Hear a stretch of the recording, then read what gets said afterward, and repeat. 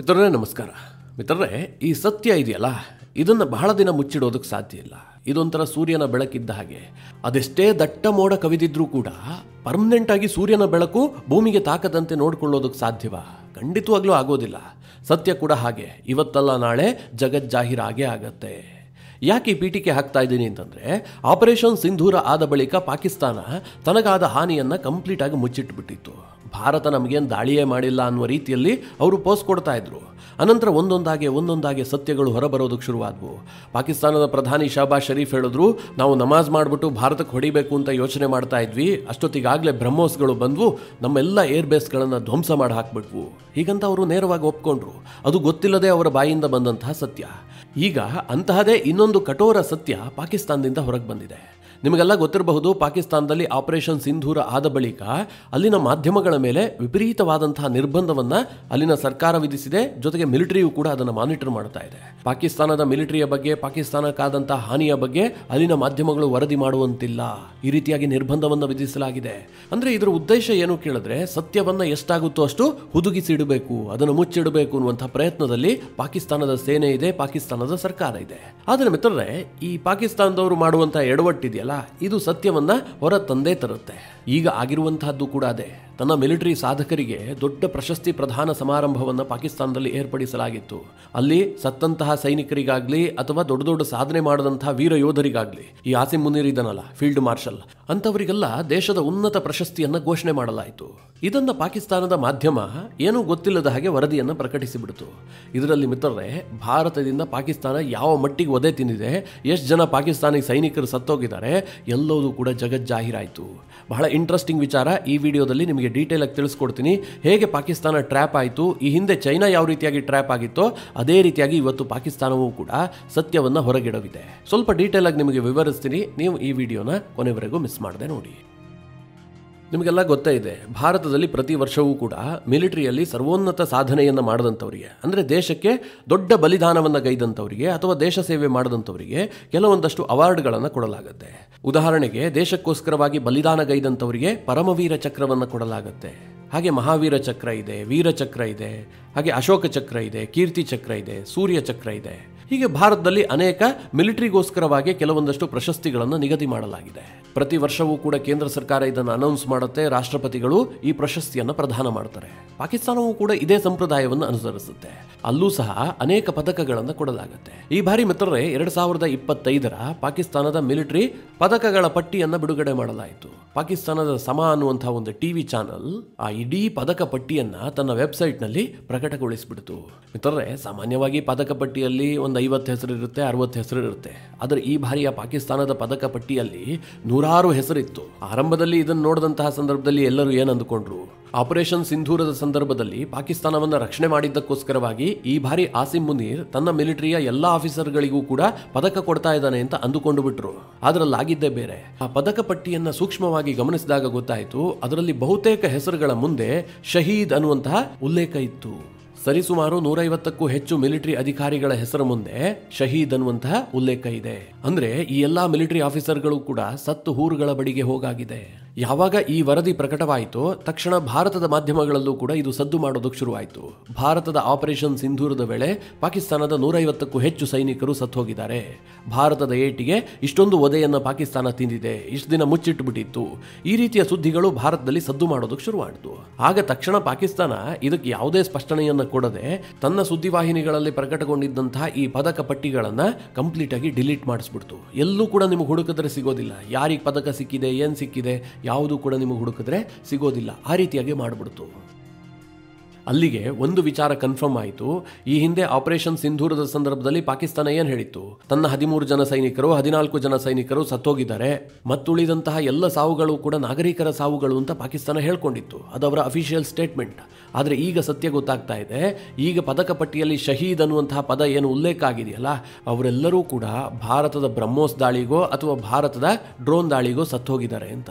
ಮಿತ್ರರೇ, ಈ ಸುದ್ದಿ ಹೊರಗೆ ಬಂತಲ್ಲ, ಇದನ್ನ ಭಾರತೀಯರು ಸಂಭ್ರಮಿಸಬೇಕಾಗಿಲ್ಲ. ಯಾಕೆ ಗೊತ್ತಾ, ಇದು ನಮ್ಮ ವಿಫಲತೆ. ಇದನ್ನು ಕೇಳಿದಾಗ ನಿಮಗೆ ಕೆಲವರಿಗೆ ಆಶ್ಚರ್ಯ ಆಗಬಹುದು, ಕೆಲವರಿಗೆ ಸಿಟ್ಟು ಬರಬಹುದು. ಏನು ಹೇಳ್ತಾ ಇದ್ದಾರೆ, ಪಾಕಿಸ್ತಾನದಲ್ಲಿ ಹೆಚ್ಚು ಜನ ಸತ್ತೋಗಿದ್ದಾರೆ, ಹೆಚ್ಚು ಸೈನಿಕರ ಬಲಿದಾನ ಆಗಿದೆ ಅಂತಂದರೆ ಅದು ಭಾರತೀಯರ ಸಾಧನೆ ಅಲ್ವಾ? ಇದೀಗ ಗೊತ್ತಾಗಿದೆ ಅಂತಂದ್ರೆ ನಾವು ಖುಷಿ ಪಡಬೇಕಲ್ವಾ? ಇದನ್ನ ವಿಫಲತೆ ಅಂತ ಹೇಗೆ ಹೇಳೋದಕ್ಕೆ ಸಾಧ್ಯ ಅಂತ ಕೆಲವರಿಗೆ ಅನ್ನಿಸ್ತಾ ಇರಬಹುದು. ಮಿತ್ರರೇ, ಯಾಕೆ ಹೇಳ್ತಾ ಇದ್ದೀನಿ ಗೊತ್ತಾ? ನಾವು ಯುದ್ಧದಲ್ಲಿ ಪ್ರತಿ ಬಾರಿ ಗೆಲ್ತೀವಿ. ನಮ್ಮ ಸೇನೆಯ ಪರಾಕ್ರಮದಲ್ಲಿ ಯಾವುದೇ ಕೊರತೆ ಇರೋದಿಲ್ಲ. ಎಲ್ಲಾ ರೀತಿಯ ತ್ಯಾಗ ಬಲಿದಾನವನ್ನ ಮಾಡಿ ಭಾರತದ ಕೀರ್ತಿ ಪತಾಕೆಯನ್ನ ಮುಗಿಲೆತ್ತರದಲ್ಲಿ ಹಾರಿಸಿರ್ತಾರೆ. ಆದರೆ ಅನಂತರದಲ್ಲಿ ಭಾರತ ಸೋತು ಬಿಡುತ್ತೆ. ಯಾವುದರಲ್ಲಿ ಕೇಳಿದ್ರೆ ಇನ್ಫಾರ್ಮೇಶನ್ ವಾರ್ಫೇರ್ನಲ್ಲಿ. ಇವತ್ತು ಪಾಕಿಸ್ತಾನದಿಂದ ಏನೋ ವರದಿ ಪ್ರಕಟವಾಯಿತು, ಇದರಲ್ಲಿ 150 ಜನರ ಹೆಸರಿದೆ, ಹೀಗಾಗಿ ಇವರೆಲ್ಲರೂ ಆಪರೇಷನ್ ಸಿಂಧೂರದಲ್ಲಿ ಸತ್ತೋದ್ರು ಅಂತ ಭಾರತ ಇವತ್ತು ಕ್ಲೈಮ್ ಮಾಡೋದಲ್ಲ. ಅವತ್ತೇ ನಾವಿದನ್ನು ಹೇಳಬೇಕಾಗಿತ್ತು. ನಮ್ಮ ದಾಳಿಯಲ್ಲಿ ಇಷ್ಟು ಜನ ಪಾಕಿಸ್ತಾನದ ಸೈನಿಕರು ಸತ್ತೋಗಿದ್ದಾರೆ, ಇಷ್ಟು ಜನ ಉಗ್ರರು ಸತ್ತೋಗಿದ್ದಾರೆ, ಇದರ ಬಗ್ಗೆ ಭಾರತ ನಂಬರ್ಗಳನ್ನು ಕೊಡಬೇಕಾಗಿತ್ತು. ಯಾಕೆ ಈ ಮಾತನ್ನು ಹೇಳ್ತಾ ಇದ್ದೀನಿ ಅಂತಂದ್ರೆ, ಭಾರತ ಇದನ್ನ ವೇಗವಾಗಿ ಮಾಡಬೇಕು. ನಾವು ಇಸ್ರೇಲ್ನಿಂದ ಈ ಬಗ್ಗೆ ಪಾಠ ಕಲಿಬೇಕು. ಇಸ್ರೇಲ್ ಅವರನ್ನ ನೋಡಿ, ಅವರು ಪ್ರತಿದಿನ ದಾಳಿ ಮಾಡ್ತಾರೆ. ಪ್ರತಿಯೊಂದು ಮಾಹಿತಿಯನ್ನು ಕೂಡ ಅವರು ಸೋಷಿಯಲ್ ಮೀಡಿಯಾದಲ್ಲಿ ಪೋಸ್ಟ್ ಮಾಡಿಬಿಡ್ತಾರೆ. ಎಷ್ಟು ಜನ ಸತ್ತು ಹೋಗಿದ್ದಾರೆ, ಎಷ್ಟು ಪ್ರಮಾಣದಲ್ಲಿ ನಾವು ದಾಳಿ ಮಾಡಿದ್ದೀವಿ, ಶತ್ರು ಪಡೆಗೆ ಎಷ್ಟು ಹಾನಿಯಾಗಿದೆ, ಒಂದಷ್ಟು ಸಾಕ್ಷಿಗಳಿರ್ತವೆ. ಎಲ್ಲದಕ್ಕೂ ಅವರೇನು ಸಾಕ್ಷಿ ಕೊಡೋದಿಲ್ಲ. ನಮ್ಮ ಇಂಟೆಲಿಜೆನ್ಸ್ ಮಾಹಿತಿಯ ಪ್ರಕಾರ ಇಷ್ಟು ಜನ ಸತ್ತು ಹೋಗಿದ್ದಾರೆ, ಇಂತಿಂತವರೇ ಸತ್ತು ಹೋಗಿದ್ದಾರೆ. ಇದನ್ನ ಇಸ್ರೇಲ್ ಹೇಳುತ್ತೆ, ಪ್ರತಿ ದಿನ ಅಪ್ಡೇಟ್ ಮಾಡುತ್ತೆ, ಪ್ರತಿ ಕ್ಷಣ ಅಪ್ಡೇಟ್ ಮಾಡುತ್ತೆ. ಭಾರತ ಹೇಳಬೇಕು ಅಂತಂದ್ರೆ, ಈ ಬಾರಿ ಪೆಹಲ್ಗಾಮ್ ಅಟ್ಯಾಕ್ ಆದ ಬಳಿಕ ಆಪರೇಷನ್ ಸಿಂಧೂರ ಆಯ್ತಲ್ಲ, ಈ ಸಂದರ್ಭದಲ್ಲಿ ಸ್ವಲ್ಪ ಸುಧಾರಣೆ ಕಾಣ್ತು. ಈ ಹಿಂದೆ ಸರ್ಜಿಕಲ್ ಸ್ಟ್ರೈಕ್ ಮಾಡಿದಾಗಲಾಗಿರಬಹುದು ಅಥವಾ ಬಾಲಾಕೋಟ್ ಏರ್ ಸ್ಟ್ರೈಕ್ ಮಾಡಿದಂಥ ಸಂದರ್ಭದಲ್ಲಾಗಿರಬಹುದು, ಭಾರತ ಕಂಪ್ಲೀಟ್ ಆಗಿ ಈ ವಿಚಾರದಲ್ಲಿ ವಿಫಲವಾಗ್ಬಿಟ್ಟಿತ್ತು. ಅಂದ್ರೆ ಇನ್ಫಾರ್ಮೇಶನ್ ವಾರ್ಫೇರ್ನಲ್ಲಿ ಭಾರತ ಹಿಂದುಳಿತಾ ಇದೆ. ಪಾಕಿಸ್ತಾನದವ್ರು ನೋಡಿ, ಅವರು ಯುದ್ಧದ ಬಗ್ಗೆ ತಲೆನೇ ಕೆಡಿಸ್ಕೊಳ್ಳೋದಿಲ್ಲ. ಭಾರತ ಹೊಡೆಯುತ್ತೆ ಅಂತ ಅವ್ರಿಗೆ ಖಂಡಿತವಾಗ್ಲೂ ಗೊತ್ತು. ಆದ್ರೆ ಅದನ್ನು ಮುಚ್ಚಿಡೋದು ಹೇಗೆ, ನಮಗೇನು ಹಾನಿಯೇ ಆಗಿಲ್ಲ, ಭಾರತ ನಾಗರಿಕರನ್ನು ಕೊಂದಿದೆ, ಈ ರೀತಿಯಾಗಿ ಪ್ರೊಜೆಕ್ಟ್ ಮಾಡೋದು ಹೇಗೆ ಅಂತ ಪಾಕಿಸ್ತಾನದವರು ಕರಗತ ಮಾಡ್ಕೊಂಡ್ಬಿಟ್ಟಿದ್ದಾರೆ. ಅವ್ರೇನ್ ಮಾಡಿದ್ರು ಹೇಳಿ? ವಿಜಯೋತ್ಸವಗಳನ್ನು ಆಚರಿಸೋದಕ್ಕೆ ಶುರು ಮಾಡಿದ್ರು. ಅದಾಗ್ತಿದ್ದ ಹಾಗೆ ಪಾಕಿಸ್ತಾನದ ಆರ್ಮಿ ಚೀಫ್ಗೆ ಫೀಲ್ಡ್ ಮಾರ್ಷಲ್ ಅಂತ ಪದೋನ್ನತಿಯನ್ನು ಕೊಟ್ಟರು. ಅದಕ್ಕೆ ಅರ್ಥ ಏನು ಕೇಳಿದ್ರೆ, ಯಾವಾಗ ಯುದ್ಧವನ್ನು ಗೆದ್ದಿರ್ತಾರೋ ಅದರ ನೇತೃತ್ವವನ್ನು ವಹಿಸಿಕೊಂಡಂಥವರಿಗೆ ಪದಕ ಕೊಡ್ತಾರೆ, ಸನ್ಮಾನ ಮಾಡ್ತಾರೆ ಅಥವಾ ಪ್ರಮೋಷನ್ ಮಾಡ್ತಾರೆ. ಆಸಿಮ್ ಮುನೀರ್ಗೆ ಪಾಕಿಸ್ತಾನ ಕೆಲಸ ಮಾಡ್ತಲ್ಲ, ಈಗಲೂ ಪಾಕಿಸ್ತಾನ ಅದನ್ನೇ ಮುಂದುವರಿಸಿದೆ. ಫೀಲ್ಡ್ ಮಾರ್ಷಲ್ ಅಂತ ಬಿರುದನ್ನು ಕೊಟ್ಟು ಸುಮ್ಮನಾಗಿಲ್ಲ. ಅದೇ ಆಸಿಮ್ ಮುನೀರ್ಗೆ ಈಗ ಹಿಲಾಲೆ ಜುರ್ರತ್ ಅನ್ನುವಂತಹ ಪಾಕಿಸ್ತಾನದ ಉನ್ನತ ನಾಗರಿಕ ಗೌರವವನ್ನು ಕೂಡ ಕೊಟ್ಟಿದೆ. ಇದು ಪಾಕಿಸ್ತಾನದ 2ನೇ ಹೈಯೆಸ್ಟ್ ಅವಾರ್ಡ್. ನನಗನ್ಸುತ್ತೆ ಮಿತ್ರರೇ, ಪಾಕಿಸ್ತಾನದಲ್ಲಿ ನಿಶಾನೆ ಹೈದರ್ ಅನ್ನುವಂಥದ್ದು ಟಾಪ್ ಮೋಸ್ಟ್ ಅವಾರ್ಡ್. ಇದು ಸಹ ಆಸಿಮ್ ಮುನೀರ್ಗೆ ಸಿಗುತ್ತೆ, ಆದರೆ ಆತ ಬದುಕಿದ್ದಾಗ ಸಿಗುವಂಥ ಸಾಧ್ಯತೆಗಳು ಕಡಿಮೆ ಇದೆ. ಭಾರತ ಇನ್ನೊಮ್ಮೆ ಆಪರೇಷನ್ ಸಿಂಧೂರ ಮಾಡಿ ಈತನನ್ನು ಕೂಡ ಹೂರ್ ಬಳಿಗೆ ಕಳುಹಿಸುತ್ತಲ್ಲ, ಆ ಸಂದರ್ಭದಲ್ಲಿ ಮರಣೋತ್ತರವಾಗಿ ಈ ನಿಶಾನೆ ಹೈದರ್ ಅವಾರ್ಡ್ ಆಸಿಮ್ ಮುನೀರ್ಗೆ ಸಿಗುವಂಥ ಸಾಧ್ಯತೆಗಳು ಜಾಸ್ತಿ ಇದೆ ಅಂತ ನನಗನ್ಸುತ್ತೆ. ಅದೇನೇ ಇರಲಿ, ಒಟ್ಟಿನಲ್ಲಿ ಪಾಕಿಸ್ತಾನ ಇನ್ಫಾರ್ಮೇಶನ್ ವಾರ್ಫೇರ್ನಲ್ಲಿ ಸದಾ ಒಂದು ಕೈ ಮೇಲಿರ್ತಾ ಇದೆ. ಅವರು ಸುಳ್ಳು ಸುಳ್ಳು ಸುದ್ದಿಗಳನ್ನು ಪ್ರಚಾರ ಮಾಡ್ತಾರೆ. ಅದಕ್ಕೆ ತನ್ನ ಸೋಷಿಯಲ್ ಮೀಡಿಯಾಗಳಲ್ಲೂ ಕೂಡ ವಿಪರೀತವಾದಂತಹ ಬೆಂಬಲ ಸಿಕ್ಬಿಡುತ್ತೆ. ಅಲ್ಲಿನ ಮಂಕದಿಣ್ಣೆ ಜನರು ಅದನ್ನೇ ನಂಬಿಕೊಳ್ತಾರೆ. ಭಾರತ ಪದೇ ಪದೇ ತಾನು ಎಷ್ಟೇ ದೊಡ್ಡ ದಾಳಿ ಮಾಡಿದ್ರೂ ಕೂಡ ಅದನ್ನ ಸತ್ಯ ಅಂತ ಸಾಬೀತು ಮಾಡುವಲ್ಲಿ ವಿಫಲತೆಯನ್ನು ಕಾಣ್ತಾ ಇದೆ. ನನಗನ್ಸುತ್ತೆ, ಮೊನ್ನೆ ನಮ್ಮ ಏರ್ ಚೀಫ್ ಮಾರ್ಷಲ್ ಅವರು ಒಂದು ಹೇಳಿಕೆಯನ್ನು ಕೊಟ್ಟರು. ನಾವು ಆಪರೇಷನ್ ಸಿಂಧೂರದ ಸಂದರ್ಭದಲ್ಲಿ ಪಾಕಿಸ್ತಾನಕ್ಕೆ ಸರಿಯಾಗಿ ಹೊಡೆದು ಬಿಟ್ಟಿದ್ದೀವಿ. 300 ಕಿಲೋಮೀಟರ್ ದೂರದಿಂದ ನಿಂತ್ಕೊಂಡು ಪಾಕಿಸ್ತಾನದ 6 ಏರ್ ಕ್ರಾಫ್ಟ್ಗಳನ್ನು ಹೊಡೆದಾಕಿದ್ದೀವಿ. ಇದರಲ್ಲಿ 5 ಫೈಟರ್ ಜೆಟ್ಗಳಿದ್ವು, ಒಂದು ಏರ್ ಸರ್ವಿಲೆನ್ಸ್ ಸಿಸ್ಟಮ್ ಇತ್ತು. ಹೀಗಂತ ಆಪರೇಷನ್ ಸಿಂಧೂರ್ ಆಗಿ 2 ತಿಂಗಳ ಬಳಿಕ ಭಾರತದ ಏರ್ ಚೀಫ್ ಮಾರ್ಷಲ್ ಒಂದು ಸ್ಟೇಟ್ಮೆಂಟ್ ಕೊಟ್ಟರು. ಈ ಸ್ಟೇಟ್ಮೆಂಟ್ ಅನ್ನ ಭಾರತೀಯ ಸೇನೆ ಆಪರೇಷನ್ ಸಿಂಧೂರದ ಸಂದರ್ಭದಲ್ಲೇ ಕೊಡಬೇಕಾಗಿತ್ತು. ಇಷ್ಟು ಲೇಟಾಗಿ ಹೇಳಿ ಏನು ಪ್ರಯೋಜನ? ಎಲ್ಲ ಬಿಸಿ ಆರು ಹೋಗಿರುತ್ತೆ. ಪಾಕಿಸ್ತಾನದವರು ಬಹಳಷ್ಟು ಸುಳ್ಳು ಪ್ರಚಾರವನ್ನು ಮಾಡಿಬಿಟ್ಟಿದ್ದಾರೆ. ಭಾರತದ 5 ರಫೇಲ್ ಹೊಡೆದಿದ್ದೀವಿ ಅಂತಂದ್ರು, 6 ಅಂತಂದ್ರು, ಕೆಲವರು 10 ಅಂತಂದ್ರು, ಮನಸ್ಸಿಗೆ ಬಂದ ನಂಬರ್ಗಳನ್ನು ಹೇಳಿದ್ರು.